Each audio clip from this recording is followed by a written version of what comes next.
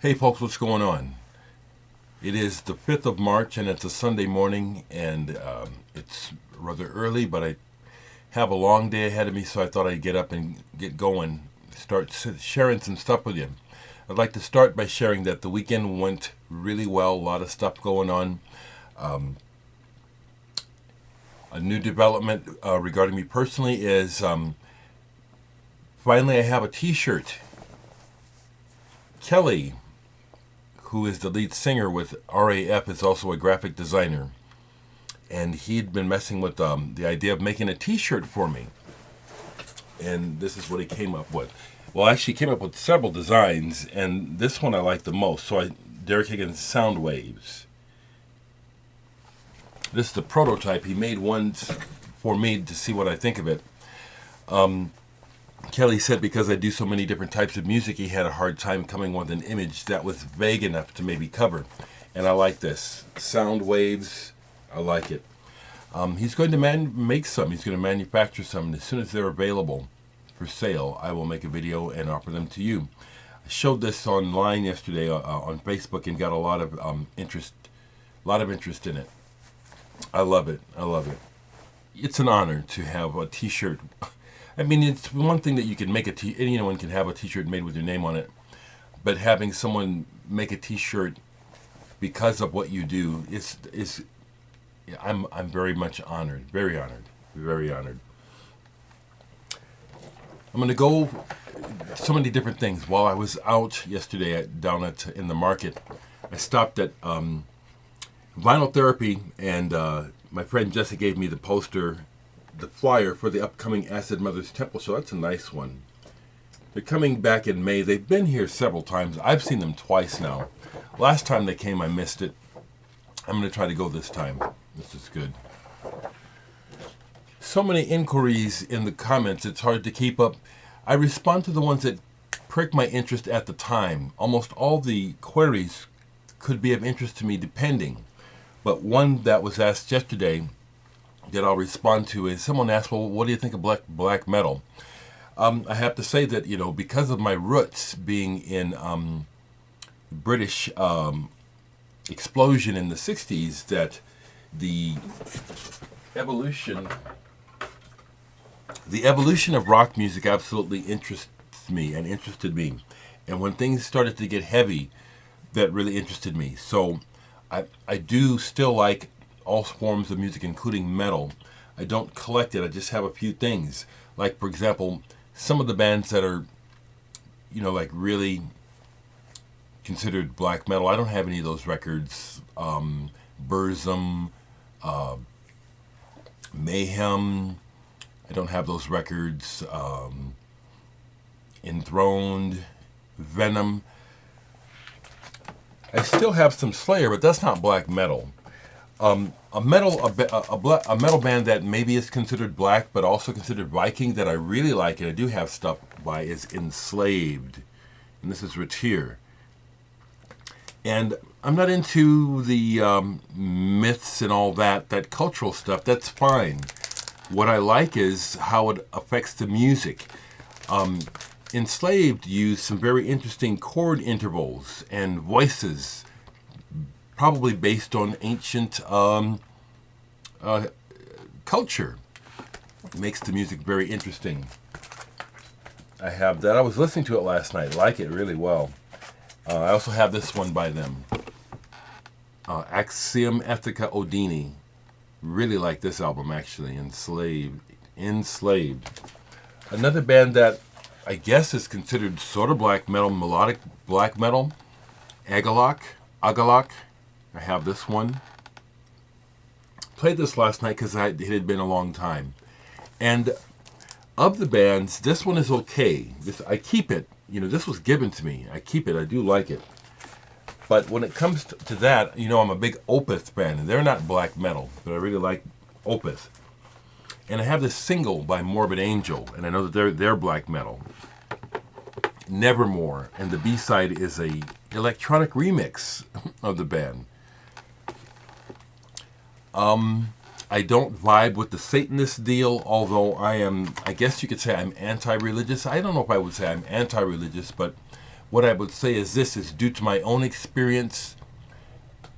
Religion is definitely not the answer to the problems of the world. It is not a religion. It is not some sort of universal thought pattern that somehow you're going to download into everybody's head to make the world right, which is what would have to happen for a religion to universally solve problems. That's really quite improbable. It doesn't really seem like a good idea either to somehow make sure that everybody's thinking the same thing in order for things to go right. So I vibe with that regarding black metal. All the stuff that went on with the murders between the band members, I'm aware of that stuff.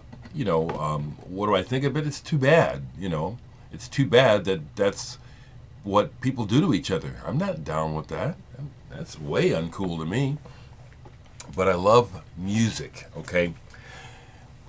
I picked up a couple of used items yesterday. And here's how I did it, because once again, I'm riding on empty when it comes to money for the most part, although things are looking better. My friends who passed away recently, I had records that I was going to give to a couple of them, and just had not got. It was supposed to be yesterday. I was going to see the one friend. I was going to stop by. Just missed it. So I took those records and traded them in. I'd been holding them for these guys and kept not seeing them. Well, they're gone now.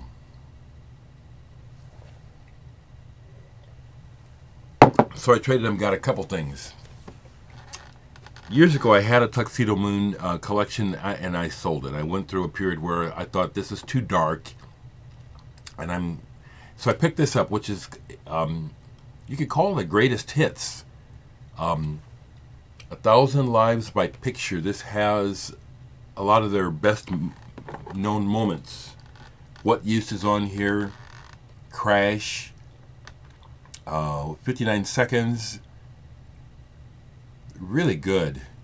Desire, Jinx, unique band, Tuxedo Moon, unique. Picked up a McCoy Tyner album. When he signed to Columbia, I kind of lost interest, thought that he would really get blanded out. And to a degree he did. They made his music a little more palpable to a mainstream audience, but this is still good. La Leyenda de la Hora.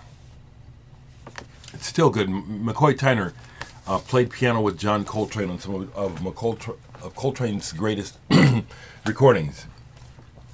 Picked up another Ronald Shannon Jackson and the Decoding Society album, Nasty. Love this band. It's an acquired taste, but he's amazing. Very, very distinct, very unique. Again, I can see why he's not more popular, because this is not a typical hip funk sound for a black group. This is idiosyncratic. And it's not necessarily all that cool when you first hear it. It kind of jumps, and it's kind of like, what's going on? And once you get into it, it's like, man, this is really good. Real good. Another one that I picked up for my psychedelic collection, and the record's slightly beat, but it plays great. And I love this band. The Electric Prunes, Underground. Big part of my childhood, when they would play I Had Too Much to Dream last night and the Blues Magoos. When those records came on the radio, it was golden. The radio was amazing back then. That's when radio meant something. And this is really a fun, good album, The Electric Prunes. Some other people, actually, I picked this up not so much to play now, because the Plastics were kind of a new wave kind of joke. And I missed them. They played in Lincoln, Nebraska when they were going, and I missed the show. But Plastics, the lead writer of the band, not the girl, but I've got to find his name. He just died. He went on to do other things, and it was still involved in music. Toshi Nakanishi, I'm pretty sure, is the guy that passed away recently. But this was used, and it's like I used to have the single when it first came out. So kind of almost, I won't be playing this much, but it was like, yeah, I want to grab that. Along the same lines, it was used. I got all these for a trade and didn't spend a penny. I didn't have this Larry Coryell album, European Impressions. Apparently this was recorded live at Montreux Jazz Festival 1978. I'm sorry that Larry is gone, but I hope that more people are discovering just how wonderful of a guitar player he was. One more. No Neck Blues Band with a these covers were put together in the this is just neat. There's a story behind that, how those covers were made. No Neck Blues Band. I had just showed you an album that they made with Embryo. Avant-garde noise, kind of a Dada outfit from America, primarily. The guys they are anonymous. It's like it's not important who they are. A fair amount of this is vocal and sounds like animals in the wild, like just like howling at the moon or something. And then it veers off into some very, very interesting music and sound creation. No Neck Blues Band. I'll tell you though, these guys put you through it. You know, they go on and on with the vocal stuff for a long time before they settle on their instruments and make some real cool music. Well, I'll share those records with you and the t-shirt when it becomes available, folks. I'll let you know. But also along those lines, I have just released my first new album of music for 2017 digitally on Bandcamp. And my first release for 2017 is one of my, it's in the genre of experimental and ambient. It's on Bandcamp now. And I have a whole album of actually, that's the other thing I want to say is I like this design so well that I do think I will use it for a release. I think I will use it for a release this year. But if you like my ambient sonosphere work, I have a new one. It's a mix. It's a mix of sample. It's up.